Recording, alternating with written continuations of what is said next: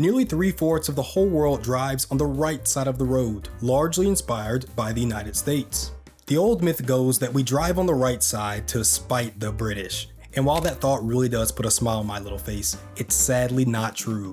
Americans drive on the right not because of any politics or foreign vengeance, but instead because of Henry Ford and a whip.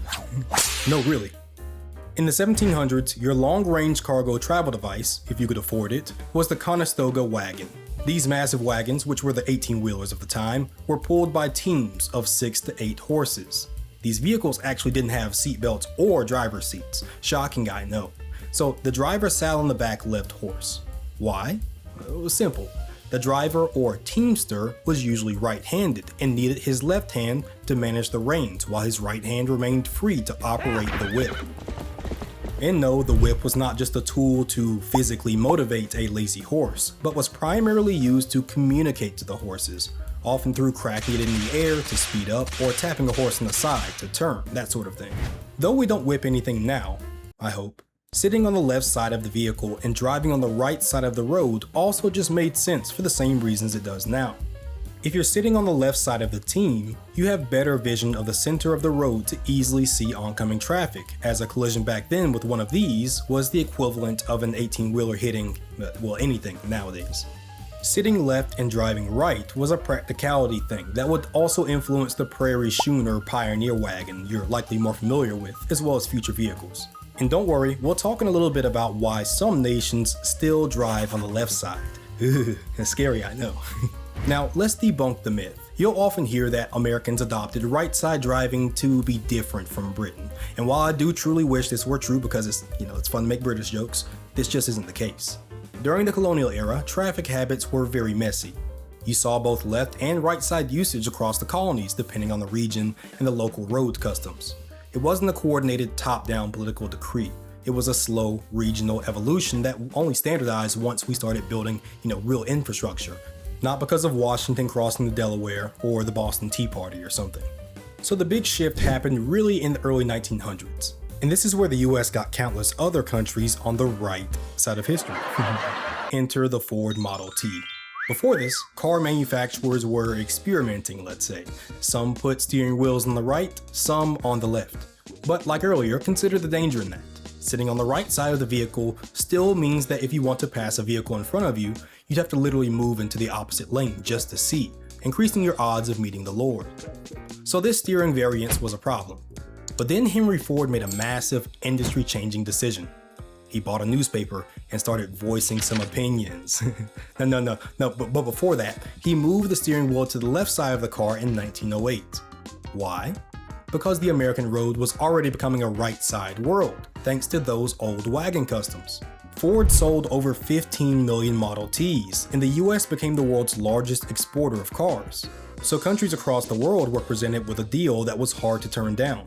Either accept the efficiency, affordability, and safety of the American creation, requiring them to solidify pre-existing right-side driving habits, or outright switch sides entirely. And even if it's an objectively a better long-term decision to swap the side of the road you drive on and where you place the wheel, you have to remember human tendency here.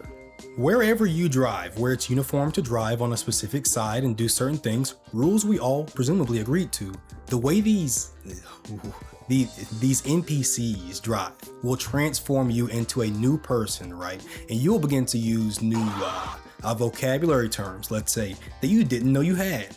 Now let's be practical. Imagine these same people on the road if your government decided to switch to the opposite side of the road, probably for some financial incentive, let's be real.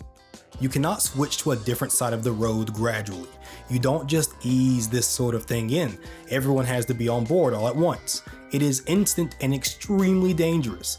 Think how that would look today. You're driving cautiously, trying to reject your muscle memory and follow the rules. But 20%, let's say, of the population is half asleep and doom scrolling on the way to work. Using a blinker and actually looking at the road was already a challenge for some. So could you imagine? Let me know in the comments what would happen in your area if the government decided to swap.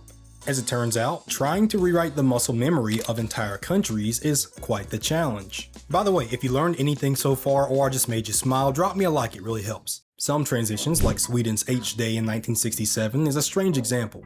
This flip went down not just because of American manufacturing alone, but also because surrounding nations had already made the flip. And since millions of people from neighboring countries were already crossing over every year, you'd see regular collisions. Funny thing is though, 80% of the public voted against the flip, but the government still forced it. And the change went really well actually. With a successful government advertising campaign and road redesigns, the day of transition had fewer wrecks than the daily average. However, not every swap was so peaceful. On the other hand, when Samoa transitioned from the right side to the left in 2009, the island nation saw a significant spike in wrecks. And this is important because it's a recent example, yeah, but more so because Samoa was one of the countries that did not have its driving directions influenced by the US in a noteworthy way. The same applies to the UK, which is weird, right? They've always been on the left side, no problem. And I can't emphasize enough how significant that fact is, and you're about to see why. So Great Britain was already an industrial superstar, making its own vehicles long before anyone ever heard of Ford's Model T, so it didn't need the American contraption. America had Ford and its whip hand thing.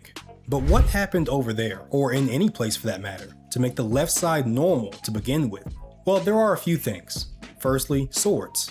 Staying on the left side, even as far back as the Middle Ages, made sense, as a right-handed swordsman on horseback could easily get busy if an oncoming stranger abruptly decided to switch up, as the kids say. So the custom remained not just because of the sword idea, but also because horses are typically mounted from the left, making the left side more natural. Secondly, you can credibly link the left-right thing in Europe to Napoleon. This is neat, I think you'll like this. Prior to the French Revolution in 1789, the aristocracy traveled on the left side of the road, keeping them away from the regular people. But Napoleon was a big fan of the keep right system, which he brought with him everywhere he won, an act of equality, and likely influenced by him being left-handed. Recall the convenience of the dominant inside hand preference just in case any naysayers attempt to slide. Yes, I am good with the lingo. This is a pretty neat historical story though actually, because when you combine Napoleon's successful conquests and defeat at Waterloo in 1815 with the borders of the British Empire at the time, industrial British independence, and American manufacturing, you get this really cool historic roadmap through Western Europe, pun intended. And now I said British Empire. Empires ideally want to expand. So wherever the British went, its relatively funny left side travel customs followed. The map of the British Empire at its peak and the map of left side driving nations are scary close, which is kind of wild to think about. So a majority of left side driving nations can trace that custom back to the British Empire. Except for India, they just do whatever they want over there. The influence wore off quickly over there. So yeah, America got started with this right side stuff because of the wagon convenience later solidified by Ford. Many of the things we consider normal for Americans now would have been foreign just 200 years ago. For example, early Americans spoke with an accent far closer to British than what you would probably think. So when did Americans lose their British accent? Click here to find out.